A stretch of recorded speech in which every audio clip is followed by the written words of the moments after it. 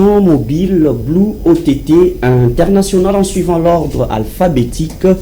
Retrouvez la FM ainsi que les panels, ça se parle de partout. Vous avez suivi les conseils de sécurité des Nations Unies qui se sont, ils sont réunis en urgence pour traiter la situation qui prévaut dans la partie orientale à l'est de la RDC, les combats qui continuent à s'intensifier. On se pose des questions. Est-ce que l'accord de Washington a-t-il réuni tous les élémentaires pour passer à sa consistance? Ce sont des questions alors que Washington, les conseils de sécurité des Nations Unies qui continuent à condamner Kagame pour son soutien militaire, armement et autres au mouvement rebelle AFC M23 de Corneille Nangaa, alors que jusque-là, la RDC reste contemplatif des principes internationaux. On va en parler et en débattre autour de ces grands débats républicains qui reçoit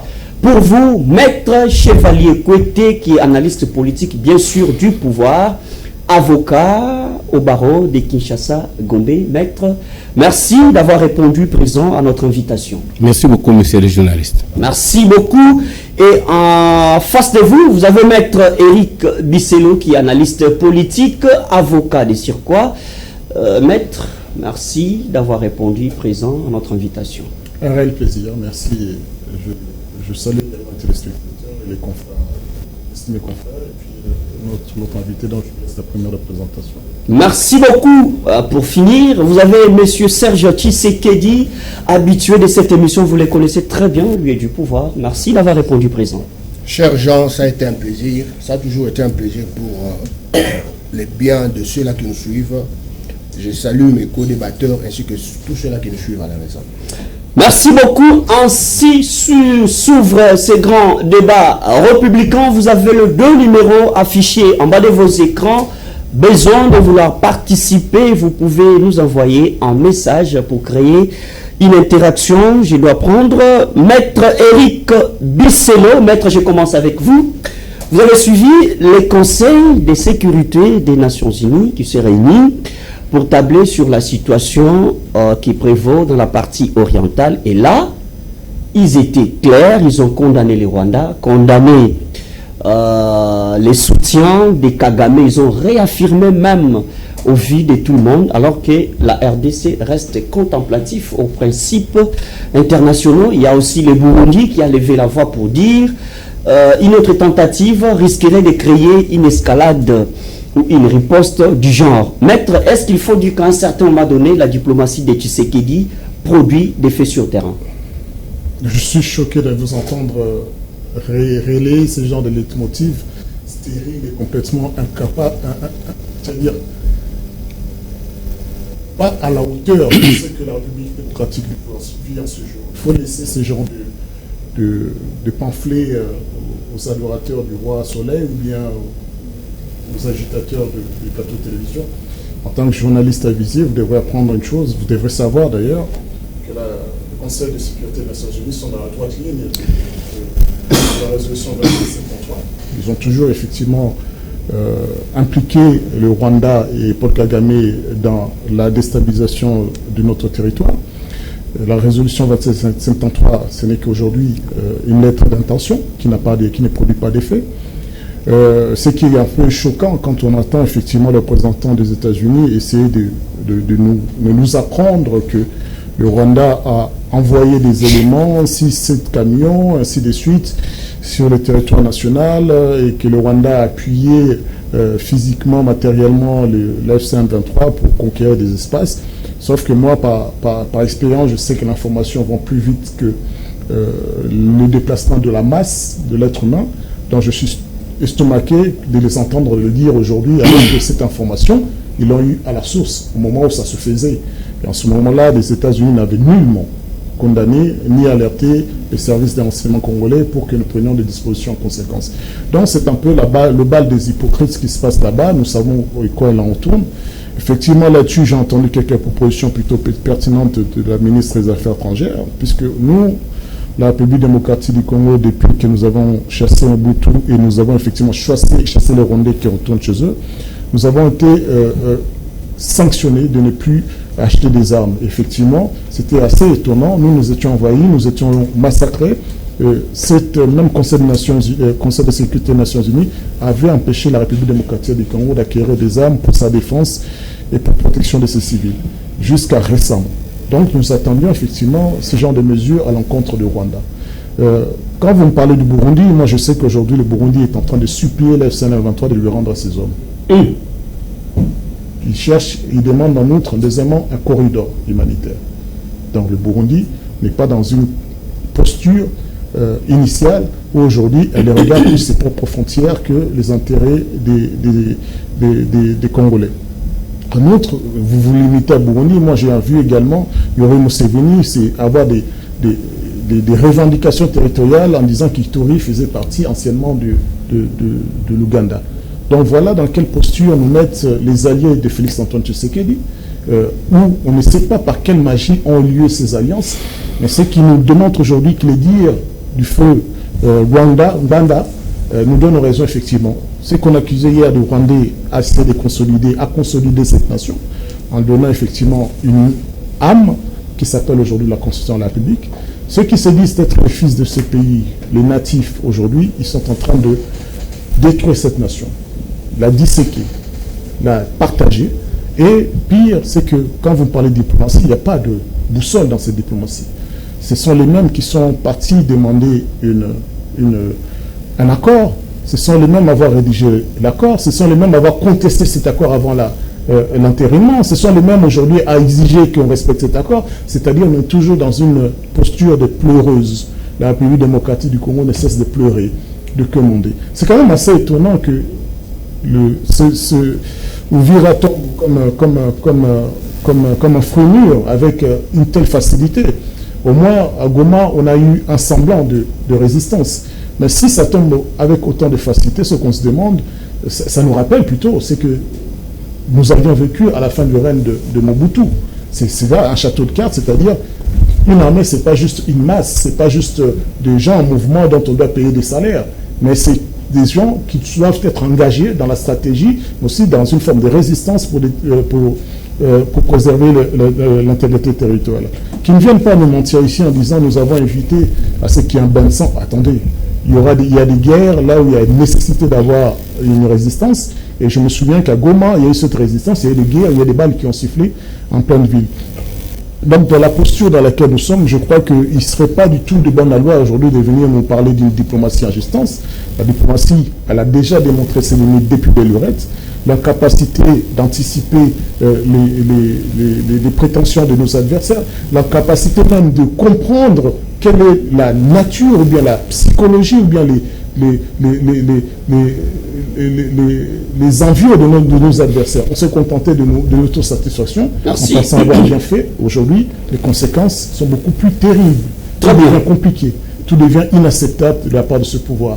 Alors, M. Serge Tshisekedi, parce que vu la grandeur de la RDC, à un certain moment donné, c'est comme l'a dit votre co-débatteur, on ne peut pas avoir cette attitude contemplative alors que nous avons suffisamment, c'est à l'époque de Tshisekedi que le budget est à la hausse, alors les armes, la formation, ainsi de suite. Pourquoi? Quelle est la stratégie cachée derrière cette attitude de Tshisekedi de tenir à la diplomatie? Et vu ce qui s'est passé hier au Conseil de sécurité des Nations Unies, le secret c'est quoi pour la diplomatie agissante? Vous avez le temps. Ouais. Merci beaucoup, cher Jean. Je vais encore réitérer ici mon sentiment de plaisir de pouvoir être toujours invité sur votre plateau. Je vais d'abord, avant d'introduire mon propos, présenter le vœu de bonheur, de santé et de longévité à mon père biologique qui fête son anniversaire de naissance aujourd'hui. Ah, joyeux anniversaire au papa. Oui, joyeux anniversaire au papa Félicien Mwamba. Aujourd'hui, la RDC est comme cette belle femme à l'allure pulpeuse qui est victime de sa beauté, dont la convoitise et la jalousie va planer sur elle comme l'épée de Damoclès. Qu'est-ce que je veux dire? Aujourd'hui, nous sommes face à un monstre à plusieurs têtes, dont nous-mêmes nous ne savons pas à quel sens c'est voué. Alors, nous ne devrions pas ici nous présenter en position de pleurnichard, comme l'a dit Maître. J'ai senti dans ses propos une qualité remarquable de réflexion. Je pense que le niveau du débat sera à la hauteur. Et je suis en train ici de ne pas aussi me placer dans cette position-là de pleurnicheuse, comme l'a situé la RDC par mon co-débatteur d'en face. Alors, il y a la diplomatie, la seule voie privilégiée, la seule voie de résolution pacifique qui a été exécutée et employée par le président de la République, son Excellence Félix Antoine Tshisekedi Tshilombo, qui a été jusque-là une activité ou soit en procédure de réussite.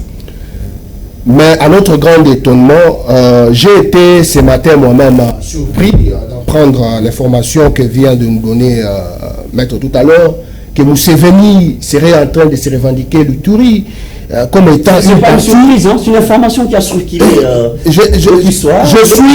je suis profondément choqué. Aujourd'hui, la RDC en place comme cette belle femme dont tout le monde cherche à la convoiter. Aujourd'hui, c'est le Rwanda, demain c'est l'Ouganda, et le lendemain ça sera le Burundi qui sont aussi en train de pleurer tout à l'heure. Vous allez vous souvenir ici que monsieur Jean, le 4, quand l'accord était en train d'être signé à Washington, le Rwanda était en train de menacer le Burundi. Rwanda était en train de bombarder le Burundi. Vous allez voir que Paul Kagame avait un sourire mesquin. Il connaissait ce qu'il est en train de faire. Il se disait, voilà, nous allons signer l'accord et l'applicabilité sera à pas de torture. Et cette politique de l'Autriche dont les États-Unis est en train de nous faire montre, nous savons bien de quoi il s'agit. Vous savez, j'ai toujours dit ici sur votre plateau que le président Félix Antoine Tshisekedi, c'est un faux ignorant. Il se place dans une position dont vous allez vous dire que voilà, je suis face à un ignorant. Mais détrompez-vous. Détrompez-vous, il a quand on va au Vira, à la porte des Kalemi, il faut traverser les lacs Tanganyika. Oui. Mais c'est ça le risque. L'AFDEL a commencé, hein, c'est tout le monde. Cher Jean, vous allez vous en souvenir ici que quand on parle de l'Est du pays, il n'y a pas opposition, il n'y a pas majorité. Je suis étonné de voir certains acteurs politiques se livrer à ces jeux beaucoup plus risqués, de pouvoir sacrifier la souveraineté de toute une république pour des intérêts personnels. J'ai aimé l'intervention du président Martin Fayulu ce matin, qui s'est posé la très bonne question de savoir est-ce que le président Félix Tshisekedi ne s'est-il pas fait piéger par cet accord. Donc déjà, sur ce plateau, nous avons parlé que cette cause, cette problématique qui a été catégorisée dans endogène, qui devrait normalement être traitée par les propres fils du pays, a échappé pour être mêlé à l'exogène qui, nous savons que il y a celui qui se place aujourd'hui en police des débats, c'est lui-là même qu'on doit placer en bourreau. Parce que il a crié tout haut qu'on m'a appelé de l'autre côté, en train de pleurer, venez m'aider, et vous allez prendre nos minerais, et c'est ce que je vais faire. Donc c'est-à-dire qu'il s'en fout du reste. C'est comme quelqu'un avec qui vous signez un accord. Très bien. En toute sérieuxité, et lui se place pour un showman. Très bien. C'est triste et désolant. Maître Chevalier Pété, la posture de Kagame, c'est... quelqu'un me disait, il a une psychologie tellement forte, un mental d'acier, qu'on ne sait pas comment situer Kagame. Est-ce que l'allure du président Tshisekedi ne risque pas de faire perdre à la RDC sa souveraineté? Vous faites un balayage de ce qui a été dit au Conseil de sécurité des Nations Unies. Vous avez le temps. Merci beaucoup, monsieur le journaliste. Pas du tout. Pas du tout. Le Congo restera un et indivisible. C'est une politique, c'est comme ça. Nous n'avons pas connu aujourd'hui cette politique de Kagame. Vous pouvez faire tout ce que vous voulez. Mais un jour, un jour, le pays va se racheter et le Congo va retrouver sa liberté. Ça, c'est plus religieux, maître. C'est ça. Religieux. Pour le moment. Entre États sont des relations de Pour force. le moment. On vous a dit que la guerre que nous avons, ce n'est pas la guerre comme toute autre guerre, c'est une guerre économique. Des vols de nos minéraux. Et comme l'a dit le président burkinabé, il dit on vous donne les armes pour vous entretuer. C'est pour la richesse du Congo, ce n'est pas pour... Mais le chef de l'État, Félix Antoine Tshisekedi, n'est pas un enfant. Sa diplomatie là pourra un jour payer et est en train de payer. Ce que Kagame est en train de faire, c'est l'hypocrisie. Vous signez et vous, après la signature, vous continuez ce que vous avez dit. Non, le monde est en train de le prendre à témoin. Nous prenons les États-Unis, nous prenons les Nations Unies à témoin. Parce que la signature n'a pas été un fait d'une personne. C'est un fruit des négociations. Et il y a eu les pays autres qui étaient pris comme témoins. Quelle sera la culture de ces pays-là qui hier étaient invités pour participer à la signature. Et aujourd'hui, ils sont en train de voir leur homologue qui a signé un acte authentique et un acte pour lequel il avait fait le tout pour que ça soit signé. Il a lu. Et à la signature, c'est un État. Il pouvait ne pas quoi signer ou refuser. Mais dès lors qu'il a signé, dès lors qu'il s'engage. Alors, maître, à l'interne, on fait comprendre parce que, comme a dit M. Serge Tshisekedi, le président Félix doit être accompagné par une force. Hein, les forces doivent s'entrelacer pour que sa politique se concrétise. Mais déjà, on comprend qu'il a une forme, une sorte de subjectivité absolue et que la confiance commence déjà à manquer dans la tête de ses alliés. Vous ne pensez pas que petit à petit, la situation se complique? Non, la situation ne va pas se compliquer. Moi, j'ai confiance au chef de l'État. Très bien. Oui. Merci. Comme l'a dit mon co-débatteur, vous croyez qu'il est négligent, peut-être qu'il ne parle pas, il ne voit pas, il ne comprend pas, mais ce qu'il fait, moi, ce que j'ai un peu apprécié, c'est parce qu'il dit qu'il ne peut pas laisser le Congo dans le pétrin. Jusqu'à ce que Kagame va signer. Et ce qui est de positif, Kagame a signé. Maître, qu'est-ce que vous avez découvert comme faiblesse dans cet accord? Parce que je suis votre co-débatteur. Essayez un peu de louer un peu Kagame dans sa... Bon, pas Kagame, Martin Fayulu dans sa stratégie. Est-ce qu'il y a une forme de faiblesse dans cet accord? Bien que nous sommes gagnants, si vous allez le souhaiter. Moi, je ne trouve pas de faiblesse. C'est quelque chose conçu entre partis. Il n'y a pas de gagnant, il n'y a pas de perdant. Dès lors qu'on signe un contrat et on signe un accord, l'accord est bilatéral, signé entre deux parties, et les témoins sont là. Cela veut dire que c'est quelque chose qui engage toutes les parties, et les signataires de quoi, et ceux qui étaient venus les accompagner. Très bien. Oui, alors dans ce cas-là, on ne peut pas parler qu'il y a quelque chose d'imprévu, non. J'ai appris que le chef de l'État rwandais a signé malgré lui. Oui, c'est une faiblesse de sa part. C'est lui qui doit être faible pour avoir signé quelque chose et faire le contraire à la fois. Quand on fait, nous on dit en droit, quand on signe, cela veut dire qu'il y a un consentement. Quand vous signez avec consentement et personne l'a vu refuser de signer, c'est un engagement. L'accord est ouvert, hein? L'accord là est ouvert. Il y a la résilience, il y a presque les attitudes qui ont été prises en compte dans cet accord. Oui, c'est pas ça. Oui. C'est pas éternel, c'est pas biblique, c'est pas dogmatique aussi. Le fait que les deux parties se sont mises ensemble, moi et vous, nous convenons. Maître soyez à telle heure, faisons ça. Dès lors que j'ai accepté de le faire, j'engage ma personnalité et j'engage la République. Ce qu'il a fait, moi je l'apprécie et je le félicite parce qu'il a dit. Plus jamais ça. On va aller avec Rwanda mollo jusqu'à ce que le Congolais ne va plus souffrir. C'est un peu pour un premier temps. Les États-Unis ont pris. Je venais de suivre les rapports des États-Unis aux Nations Unies. J'ai suivi le Burundi. J'ai suivi la RDC. C'est pour autant dire que c'est une turpitude de sa part. C'est une hypocrisie. Avoir accepté quelque chose et faire le contraire. Moi, tant qu'individu, dès lors que je prends l'engagement, je dois honorer quand on n'honore pas son engagement, on tend vers la fin de sa vie. Alors c'est pour autant dire que l'accord signé n'est pas mauvais.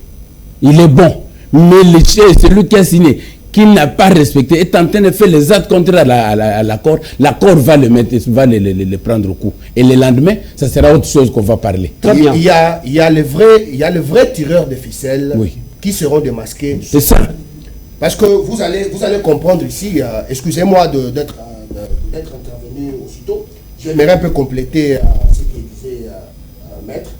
Il y a les vrais tireurs de ficelles qui seront démasqués sous peu. Parce que vous allez comprendre que comment un partenaire aussi très puissant comme les États-Unis va s'engager sur un terrain très glissant pour jouer le vrai et le faux.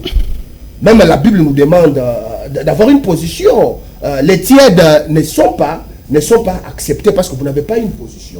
Il devrait normalement signifier sa position. Parce que vous allez comprendre dans le propos du secrétaire, vous allez comprendre qu'ils ignoraient une partie de faisabilité qu'apportait le Rwanda. Vous allez vous comprendre que les États-Unis qui a la NASA et la CIA et consorts va ignorer certains actes posés par le Rwanda. Très bien.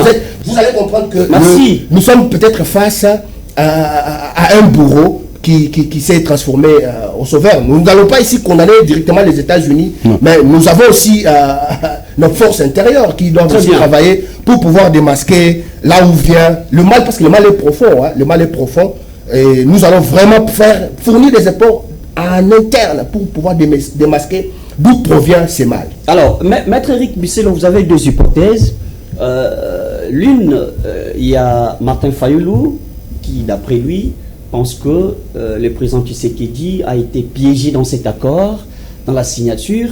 Mais au même moment, vous avez suivi vos co-débatteurs. La deuxième hypothèse est que c'est comme si Tshisekedi jouait à une malunité efficace où il faut exposer les États-Unis au vu de ce qu'ils représentent aujourd'hui comme puissance mondiale. Qu'est-ce qu'il faut? On joue à un repli stratégique pour exposer les États-Unis et au finish que les États-Unis interviennent de gré ou de force dans cette guerre. Vous avez le temps. Permettez-moi d'abord d'intervenir sur une intervention que vous avez faite, c'est un qualificatif. Vous avez dit percevoir peut-être Paul Kagame comme étant quelqu'un de relativement intelligent, ainsi de suite. Si je suis là. Non, c'est pas vous, je parle des journalistes. On vous posera la question. Paul Kagame n'est pas un super intelligent. Non, il faut quand même nuancer. Il a de la discipline. Et ils ont un idéal. Et cet idéal est connu, mais c'est quand même assez aberrant. C'est peut-être nos dirigeants qui ne savent pas prendre en considération ou bien comprendre ce que représente cet idéal aussi de Rwanda. Ils ont un idéal territorial qui ne date pas d'aujourd'hui. Ils ont un idéal également économique, c'est-à-dire qu'ils ne seront plus jamais une nation faible. C'est ça. Parce que Paul Kagame ne permettra jamais qu'une faiblesse entre Rwanda, parce qu'à ce jour, les Tutsis restent toujours minoritaires, donc d'emblée, un génocide est toujours possible. Donc aussi longtemps, il doit mettre en place un système qui garantira de l'espace, mais aussi des moyens économiques pour qu'on oublie les affres de la guerre. Il n'est pas super intelligent, sauf que c'est nous qui ne comprenons pas et que nous ne voulons pas comprendre. Ça, c'est de un. De deux, mon cher ami, vous vous êtes laurier en disant que non, il n'est pas honnête, il n'a pas respecté un contrat. Mais on est ici dans un domaine de droit international. Ça, les intérêts priment. Les accords sont exécutés de bonne foi ou pas exécutés. Si vous lisez l'histoire entre la République démocratique du Congo et le Rwanda, ce n'est pas d'aujourd'hui que nous avons signé des accords et que Paul Kagame n'a jamais respecté. Nous ne cessons de dire au chef de l'État, avant même d'aller signer ces accords, Paul Kagame ne respecte aucune de ses paroles. Il a des ambitions qui vont au-delà de ce que vous allez signer. Il a la 4e signature. Oui. C'est sous-entendu. Il est à la 4e signature. Oui, pour dire qu'effectivement, vous pouvez en faire sens. Donc ça relève de notre faiblesse à un certain moment. C'est ça que nous faudrait changer les paradigmes. Je mets encore une parenthèse sur ces fameux accords. Mon cher ami, nous nous disons quand même, nous sommes intelligents sur le plateau. Quand on lit un accord, on dit c'est que nous gagnons, c'est que nous perdons.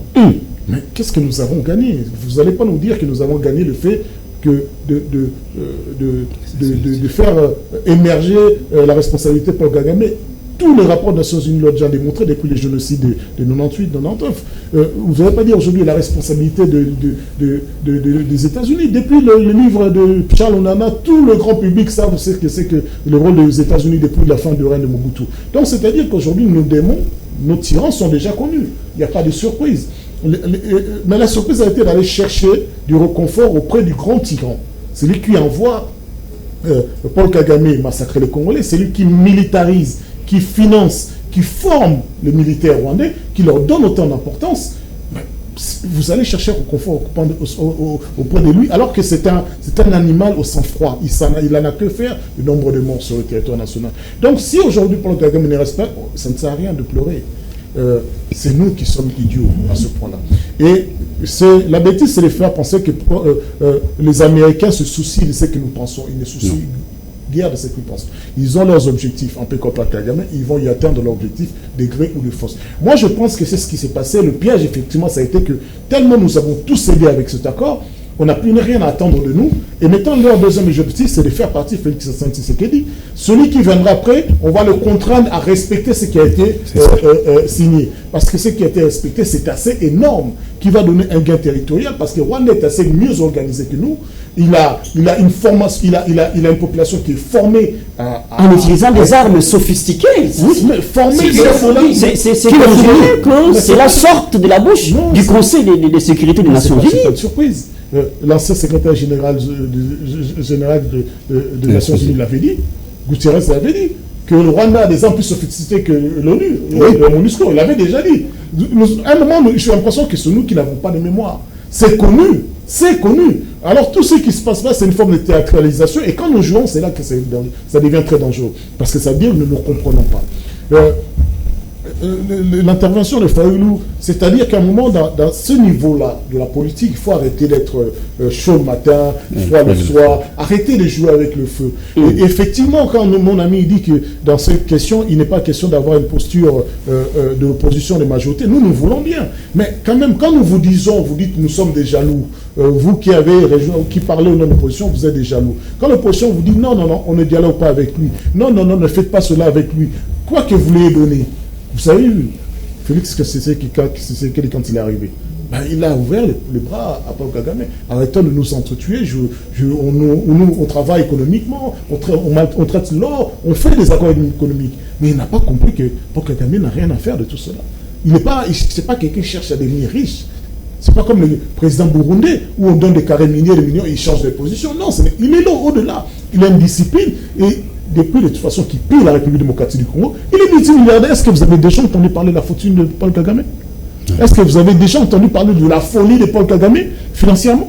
Vous avez déjà entendu la folie de ses enfants? Très difficile. Impossible. La discrétion là. Discipliné et ses enfants sont disciplinés. C'est-à-dire qu'ils ont des ambitions. Ils disent nous portons le poids d'une histoire. Nous ne pouvons pas nous permettre d'avoir des petites querelles entre nous ou bien des petites distractions. Donc c'est nous qui ne comprenons pas qu'à cette allure, effectivement, des gros de force, Ituri va partir à l'Ouganda. Est-ce que nous avons aujourd'hui les moyens? Et c'est ça qui est fou. Nous avons pensé que nous allons séparer l'Ouganda du Rwanda. Et même Burundi, ne croyez pas qu'ils sont différents. Ne croyez pas qu'ils sont différents. C'est pour des intérêts privés qu'aujourd'hui le Burundi s'est engagé avec nous. Nous le payons pour cela. Mais moi, je crois savoir, les Ouazanons ne doivent discerner, et que ce soit Ouvira ou avant, les Rwandais ne se sont, le Burundais ne se sont pas impliqués dans la bataille. Ils ne se sont pas impliqués, ils n'ont pas été au front. Donc ce sont des intérêts qui priment dans ce niveau-là. Donc à un moment, depuis quand nous avons pensé que l'Ouganda est devenu notre ami? Parce que comprenez que le plan Ouganda-Burundi, Ouganda, c'est un plan qui date bien avant. Ils ont tous le même désirateur en ce qui concerne la République démocratique du Congo. Chacun veut une portion du territoire. Donc c'est nous qui sommes des idiots qui ne pouvons pas comprendre. C'est là que le chef de l'État aurait dû sortir de sa casquette partisane et ne pas se comporter en chef d'une majorité quelconque. Au lieu de cajoler l'Union sacrée, de cajoler le Sénat, au lieu de cajoler la République démocratique du Congo, il aurait dû se concentrer davantage à une formation d'une armée, puisqu'il a dit que l'armée était infiltrée. Prenez le temps de former une armée. Mobutu, dans le passé, il fallait 7 ans pour former une armée. Aujourd'hui, avec les moyens d'aujourd'hui, vous avez moins de 7 ans pour former une armée digne de ce nom. Envoyer à la retraite ceux que vous considérez comme étant défaillants, au lieu d'assister à ce genre de spectacle, des arrestations qui surchargent nos juridictions et qui vont en outre nous discréditer parce que vous les avez arrêtés en les soupçonnant, pas en ayant des preuves contre un certain nombre de généraux. Et certaines arrestations, c'est du fait des origines, des régions de naissance, de la langue, de la morphologie. Et ça, c'est inquiétant pour toute la République. Si aujourd'hui la République tombe, tous nous en subissons les conséquences. Qu'importe, dans la rue quand nous marchons, on n'est pas écrit ici majorité-opposition. Nos enfants en subiront les conséquences. C'est pour cela qu'on est d'emblée plus frustrés quand, à ce stade, nous avons un ministre de la jeunesse qui se permet d'aller distribuer des préservatifs à la jeunesse au lieu même de distribuer nécessairement la Constitution, au lieu de distribuer des drapeaux. Non, mais voyez, ça veut dire que là c'est le gouvernement. On a un premier ministre dont on n'entend pas parler, qui, leur seul truc, c'est calculer seulement combien nous avons demandé à la communauté nationale, combien nous allons faire entrer. C'est-à-dire, la gabegie financière continue, ils n'ont pas conscience. Ils n'ont pas conscience. Alors vous nous demandez, nous, qui, on affirme aujourd'hui d'être l'opposition, d'être plus conscients que vous qui avez les armes, qui avez les services, qui avez l'argent, qui avez tous les moyens d'acquérir des intellectuels. Non, vous préférez acheter ceux qui sont capables de passer dans les médias insultés, de payer ceux qui sont capables physiquement d'aller neutraliser ceux qui parlent, des Congolais, parce qu'ils ne pensent pas, ils ne sont pas l'union sacrée, ainsi de suite. Donc je crois qu'une autre philosophie est nécessaire à nos dirigeants pour comprendre qu'ils n'ont pas su germer, inséminer le grain de patriotisme qui est nécessaire en cette période. Aujourd'hui, les gens sont blasés. Ils sont blasés parce que vous ne pouvez pas aujourd'hui accuser le Rwanda. Demain, vous dites c'est pas le Rwanda, on va traiter avec lui, c'est Kabila. Demain, vous dites c'est pas Kabila, on va négocier avec Nanga. Merci, maître. Cette inconstance nous frustre parce que nous devons être sérieux. Merci, maître. Maître Chevalier Côté. Oui. L'avant-dernière phrase de votre confrère, oui, c'est il faut une autre philosophie.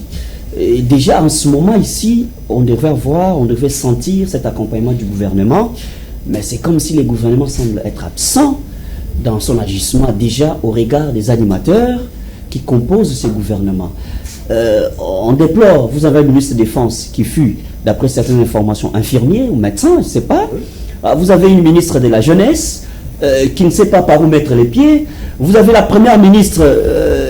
donc, on est en train de décortiquer ces gouvernements qui semblent être incapables d'accompagner ou d'asseoir effectivement la vision, le paradigme, la philosophie du chef de l'État. Apparemment, il se bat seul.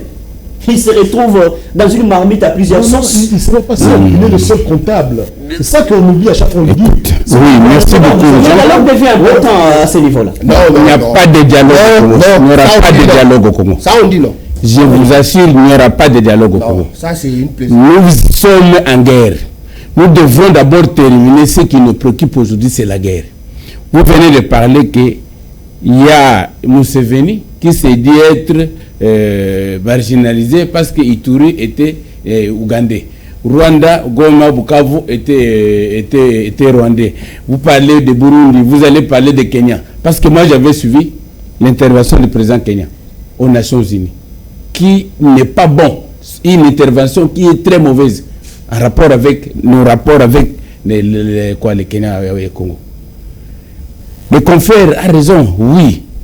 Nous sommes tous Congolais, l'opposition comme le pouvoir, nous sommes tous Congolais. On ne crie jamais que c'est de l'opposition sur des pouvoirs. Ce qu'il faut faire, c'est quoi? Nous pouvons, ce sont les analyses que nous faisons, mais ce qui est dans les chefs de l'État. Le chef de l'État a un mandat politique. Nous avons voté son programme d'action. S'il y a les gens qui sont dans le gouvernement, qui ne vont pas ou qui sont à l'encontre de son programme, il est le seul qui donne et qui révoque. Vous comprenez? Il y a le ministre de la Jeunesse. Est-ce que vous avez déjà vu une formation des ministres? Oui, ils ont commencé Est-ce qu'il y a une formation des ministres? Vous êtes journaliste aujourd'hui. Si vous êtes Premier ministre, vous avez quelle formation? Non, la compétence déjà, c'est ça ce que dit fait partie des la compétence, c'est le chef d'État, mais qu'il fait pour la réussite de son gouvernement. Il est le seul qui juge. Nonobstant ce que présente la personne. Il n'y a pas de classe pour être Premier ministre. Il n'y a pas de... Ils ne sont pas la présidence. C'est ça, la présidence, là, c'est le chef de l'État qui a un programme. Qui a un programme que nous avons élu. Il y aura un bilan à présenter. Oui, comme le confrère l'a dit que c'est lui le comptable. Vous comprenez? Il est maître de ce gouvernement. C'est lui qui désigne, c'est lui qui nomme. Est-ce que vous avez consulté un nombre de ministre? Maître, êtes-vous d'accord de ce que produit le gouvernement actuellement? C'est ça la question. Nous sommes d'accord parce que le chef d'État qui a nommé son gouvernement est d'accord. Vous allez vous opposer, est-ce que vous allez proposer qui a ça à votre place? Une personne. Il a le choix de prendre qui il veut. Il veut faire un point qu'il veut donner. Je vais venir, je reviens pour le Ségadi. D'accord. Nous avons vu dans les histoires que vous dites qu'il y a au Ouganda. Tout ce temps ici, il y a au déport, Thomas Lubanga, c'est toujours à côté, pendant qu'il y a le gouvernement, et il y a l'armée ougandaise et l'armée congolaise qui sont en train de sillonner ce côté-là. Alors c'est pour un objectif, c'est pourquoi moi je voulais qu'on mette fin. Qu'on mette fin à notre coopération avec l'armée ougandaise. Ce sont les mascarades, ils viennent pour espionner, voir qu'est-ce qu'il faut faire, parce que les lendemains, ils peuvent facilement nous attaquer. Ce sont les programmes de tous ces. Il est parmi les alliés principaux. Bon, les alliés principaux pour les dialogues. Ils ont même des prières chez eux, voilà. Pour les dialogues au Congo, ça ne pourra pas venir. Là, le chef d'État n'en a même pas parlé au Kenya, quand il a parlé à la nation. Ce n'est même pas la préoccupation. Très bien. Je l'ai toujours soutenu ici, que les dialogues, il y aura ou il n'y en aura pas, ce n'est pas aujourd'hui. Terminons la guerre. Parce que nous pouvons nous distraire. C'est qu'une conférence ou un dialogue au Congo peut prendre 3 ans. Nous en avons l'expérience. La conférence nationale a fait combien d'années pour se terminer? Les gens viendront. Parce qu'à la conférence nationale, vous allez appeler, les M23 vont venir. Les AFC vont venir. Et c'est là que ça va vous compliquer. Ils viendront avec les revendications. Entre-temps, le Rwanda est en train de faire ce qu'il veut. Parce que le Rwanda, c'est une guerre économique pour nous piller, pour nous soutirer le peu de choses que nous avons dans notre pays. Faisons attention. Tirons nos oreilles pour qu'on fasse. Moi, ce que je vais demander au chef de l'État, comme conseiller privé. Je sais qu'il y a eu, il y a avant-hier, un conseil des ministres restreint où il a parlé de ce qui Interinstitutionnel va venir. Conseil des ministres. Nous, ce que nous allons faire, nous avons déjà signé. On ne va pas vous condamner aujourd'hui si nous déclarons la guerre au Rwanda. Parce qu'il a failli. Il a signé publiquement qu'il n'a pas suivi. Quelle est la chaîne dans le monde entier qui n'a pas diffusé l'accord de Washington? Quel est l'accord dans le monde entier qui n'a pas diffusé l'accord de Doha? Ce qu'il faut faire, je sais qu'il a les armes. À un moment, le Rwanda n'est pas grand, même si c'est une stratégie. Vous avez demandé à confrère ou à mon coordonnateur combien c'est qu'il est en train de former aujourd'hui depuis qu'on a déclaré la guerre. Nous avons combien de militaires? Kagame ne peut pas faire face. Très bien. C'est parce qu'il faut amadouer cette armée-là. Ils vont faire grandes choses et Kagame ne peut pas faire face. Même s'il a des armes. Merci maître. Mais c'est ça, je sais. On n'est pas à la guerre. Ce qui manque à ce niveau, ce sont des décisions courageuses. Oui. Opposant de la République. Il faut prendre la décision. Non, écoutez, chers gens, ne faisons pas de l'amalgame ici. Vous savez, les décisions courageuses ont été déjà prises par le président de la République. D'abord, la plus grande, c'est celle-là d'affronter, de saisir le taureau par les cornes. C'est-à-dire aller tout droit, affronter Kagame, tête à tête, les yeux dans les yeux. Aujourd'hui, si je dois revenir sur la déclaration du président Martin Fayoulou, qui demande si le président ne s'était pas fait piéger, je vais isoler un point ici. Vous allez voir ici que nous nous sommes beaucoup plus attelés sur l'aspect sécuritaire. On avait très soif que cette guerre cesse en oubliant l'aspect économique. Si vous allez voir, les lignes qui sont derrière les clauses économiques sont beaucoup plus larges et beaucoup plus consistantes que les lignes sécuritaires. Vous comprendrez facilement où sont logés les intérêts. C'est très clair. Kagame était en train de sourire. Il avait compris son jeu. Et celui qui le faisait exécuter avait déjà compris bien avant lui. Alors, ça ne valait pas la peine. Aujourd'hui, le président de la République sera face à la jeunesse. Je vais ici intervenir pour rejoindre Maître sur ce que font nos ministres de foi. Je suis du pouvoir. J'ai toujours aussi crié sur ces plateaux que je suis de la maison, mais quand ça ne va pas, j'écris. Non, mais n'allons pas dans tous les sens. Moi, j'ai été là à la consultation. Tata Raphaël était livré un spectacle très désolant. Pouvoir appeler une masse. Village des opportunités. Mobiliser la jeunesse. Amener vos CV. et après vous leur distribuez des préservatifs. Ce n'est pas bon signe. Aujourd'hui, le président de la République, cet après-midi, il sera face à la jeunesse. Je suis convié et je vais d'abord profiter de ces micros pour pouvoir poser ma question ici à travers les médias. Parce que je vais me livrer à ces questions-là beaucoup plus complaisantes que la jeunesse va vouloir poser pour pouvoir tourner autour du pot. Mais poser des questions sérieuses. Là, nous sommes face à une guerre qui nous a été imposée. Nous sommes face à un adversaire très rusé, à un adversaire qui a derrière lui de l'appui de très grande taille. Mais c'est comme ça que vous avez accepté. Qu'est-ce que nous allons faire? La matière première avec le Rwanda. Non, cher Jean, nous allons dire... Vous avez accepté. Les problèmes du Congo doivent se traiter par les Congolais. Je vais ici profiter. Je ne sais pas si vous avez appris que les prêtres étaient en conclave. Je ne sais pas ceux qui vont sortir de là. Je ne sais pas. Mais je crois qu'ils vont nous emmener à ces schémas de dialogue. Ils vont nous amener chez schémas de dialogue qui va nous tourner toujours en bourrique, pouvoir chercher. Bon, moi j'ai toujours appelé les dialogues au Congo comme étant un dessert qui introduit le grand repas. Et après, c'est parce que vous voulez le partage. Non, on se retrouve pas. On se retrouve pas au pouvoir pour pouvoir s'éterniser. Vous allez vous en souvenir ici que le président Félix a dit que il va mener en bon capitaine, il va mener les bateaux à un certain point et c'est lui qui va aussi continuer l'œuvre. Mais lui ne va pas laisser ces bateaux-là en pleine comme son prédécesseur qui a laissé le bateut qui était en train de couler, qui était presque coulé déjà. Merci M. Serge Tshisekedi. Maître Eric, est-ce qu'en ce moment ici, parce qu'on parle de la recherche de l'intégrité territoriale, pourquoi l'attitude de l'opposition, c'est plus attaquer Tshisekedi comme individu, et surtout, donc on sent que il y a une forme, il y a une sorte de haine qui caractérise aujourd'hui l'opposition, alors que si vous suivez l'attitude des opposants rwandais ou les autres, vous ne sentez pas qu'on attaque Kagame comme tel. La politique peut rester interne, mais à un certain moment donné, est-ce qu'il ne faut pas jouer à cette phrase qu'on dit toujours chaque jour, les linges sales doivent se laver ou doivent se laver en famille. Pourquoi cette attitude pendant que c'est le Congo qui est agressé, pas Tshisekedi? Pourquoi quelle attitude? De haine? Non, la haine est sur le pouvoir. Celui qui cherche le dialogue n'est pas quelqu'un qui est porteur de germes de haine. C'est celui qui refuse le dialogue. Je vous entends parler, il n'y aura pas le dialogue. Je suis d'accord avec vous aujourd'hui, on n'en fait même pas de ce dialogue. Assumez vos responsabilités. Oui. Mais vous mentez. Vous êtes déjà en train de dialoguer avec le FCM23 à Doha. C'est un dialogue que vous êtes. Là, vous dites qu'ils vont venir à Kinshasa. Non, vous dialoguez déjà selon leurs propres conditions, selon leurs propres termes. Alors, qu'est-ce que vous voulez nous apprendre de plus? Non, c'est mon temps d'intervenir.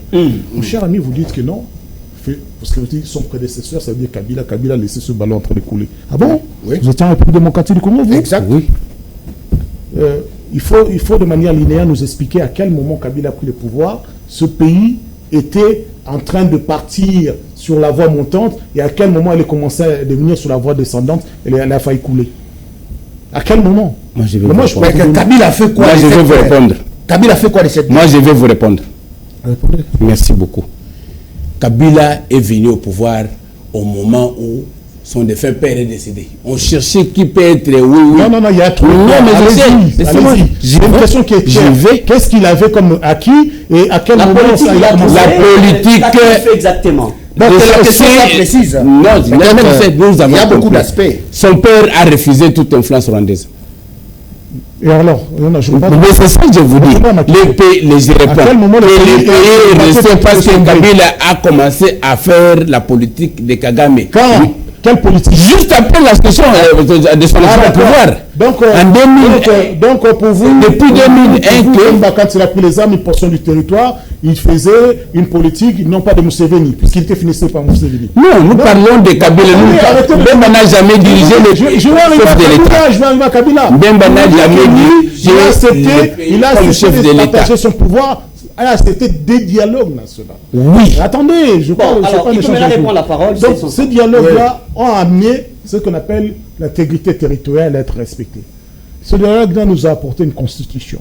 Ce dialogue-là nous a apporté des institutions. Avec Kabila. Avec Kabila. Oui. Maintenant, à moins d'être complètement haineux et nihiliste, obscurantiste, pour venir dire aussi le bateau est en train de couler.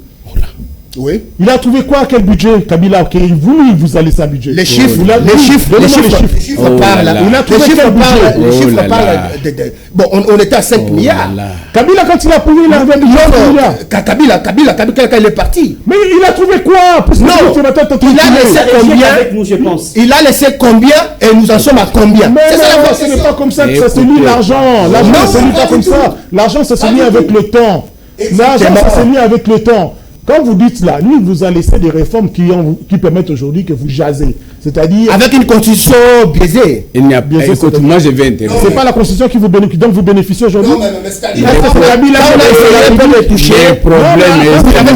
Toucher pourquoi? Mais la même constitution prévoit sa modification. Oui, elle permet sa modification. Qu'est-ce qui vous en empêche? Vous avez toutes les majorités. Non, mais on ne peut pas imposer. C'est pas une on ne va pas imposer. N'essayez pas de porter toute la haine sur Kabila. Kabila, c'est pas Kabila qui justifie le pays. À vous revenir, nous avons effectivement aujourd'hui le droit de demander à celui qui est l'institution qui représente l'État, celui qui a eu le suffrage des Congolais, de nous rendre de compte. C'est ça. Ce n'est pas une question de haine. Et si on fait cette analyse, on voit que c'est catastrophique. Mais c'est 1 plus 1 égale 2. On ne va pas partir dans la spéculation. Oui, c'était comme ça. Non, ils vivent dans un fantasme. Plein de haine pour Kabila. Et ils pensent que nous devons porter cette haine-là de manière permanente et ne jamais juger leur bilan. Leur bilan catastrophique. Ils n'arrivent même pas à assumer les conséquences. Ils n'arrivent même pas à assumer. Ils ne tirent aucune leçon. Hier, c'était Bunagana. Les Congolais ici, les jeunes Congolais. Est-ce que vos enfants ne bénéficient pas de la gratuité? Non. Moi, je paye ici à 3e rue mes enfants. Non, vous avez le chef, vos enfants dans une école privée. Je vous ai répondu. Vous m'avez posé une question. Oui. Je vous ai répondu. Parce que si je veux parler de la gratuité, des professeurs là qui sont en train d'assurer la gratuité, vous savez dans quelles conditions sortez la politique. C'est de la politique. C'est de la politique. Toutes les politiques. Dans le bon syndical. Je n'aimerais pas que se vienne la politique.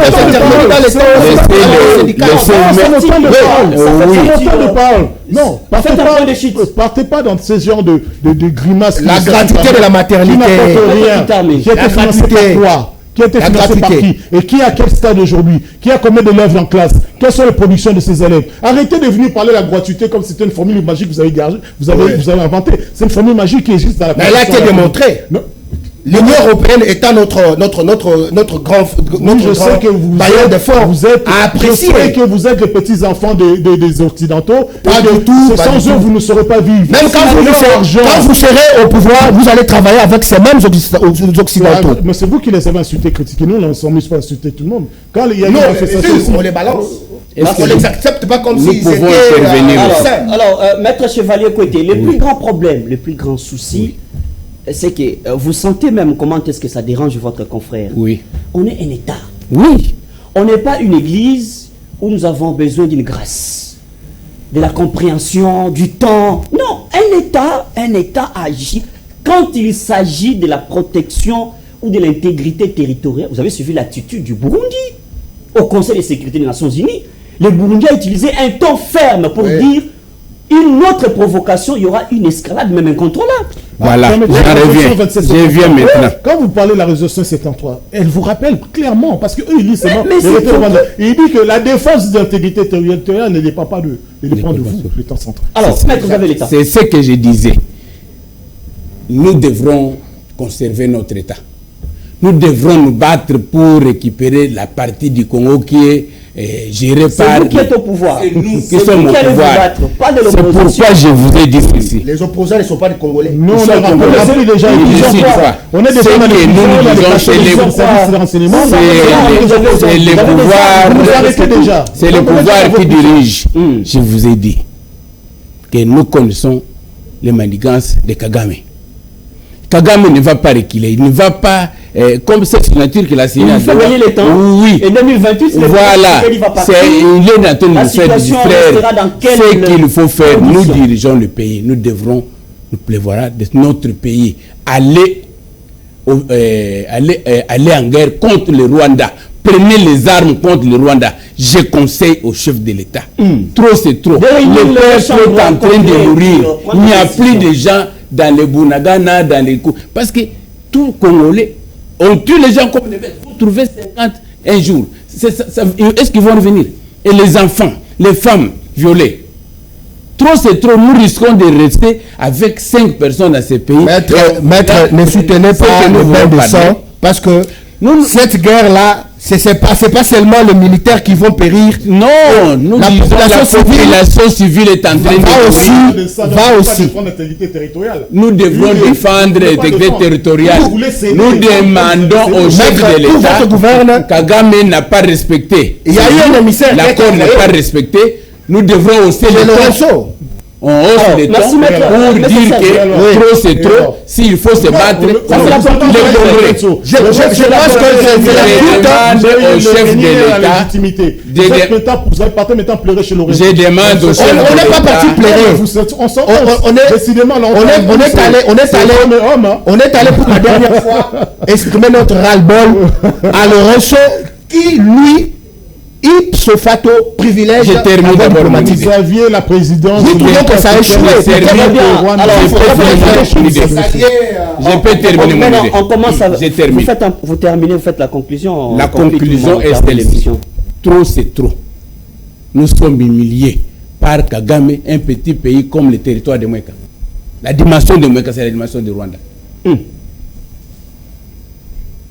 petit pays.